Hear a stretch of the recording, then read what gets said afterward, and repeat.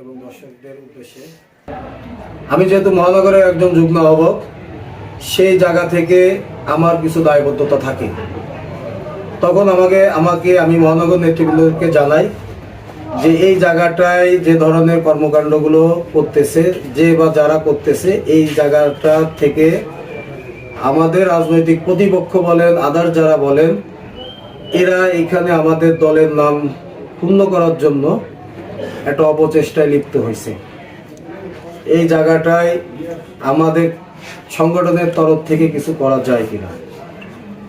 ওনারা আমাকে বললেন যে তোমার জায়গা থেকে তোমার কাছে যে ধরনের ডকুমেন্ট বা যে ধরনের মেসেজ আছে, তুমি সেই জায়গা থেকে সেখানে তুমি প্রাথমিকভাবে যেয়ে দেখো যে আসলে ওই জায়গাটার কি অবস্থা।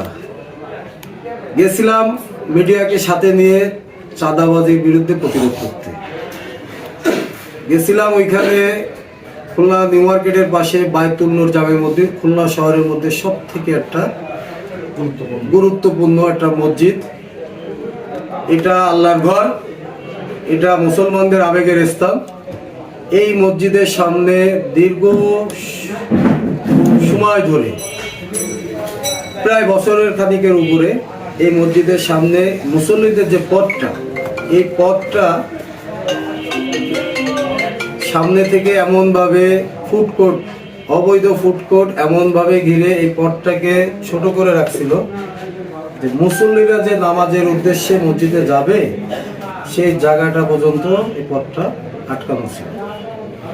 এই ধরনের মেসেজ আমার কাছে ছিল। আমি মিডিয়াকে সাথে নিয়ে ওইখানে উপস্থিত হই। আমি ওইখানে প্রাথমিকভাবে প্রথমে আমি নক করি হচ্ছে বায়তুল নূর জামে মসজিদের বর্তমান কমিটির যে রানিং কেশিয়ার, সৈয়দের বড় ভাই, উনি একজন ভদ্রলোক, মোহাম্মদ ওদুদ আহমেদ। আমি যতটুকু জানি ওনাকে ওদুদ নামেই সবাই চেনে। ওনাকে আমি ওইখানে যে ওনাদের একটা অফিস আছে, মসজিদ কমিটির একটা অফিস আছে, উনি ওই অফিসে বসেন। যাক, আমি ওনাকে যখন ফোন দিই তখন উনি আমাকে বলেন যে তুমি মার্কেটের ভিতরে আসো।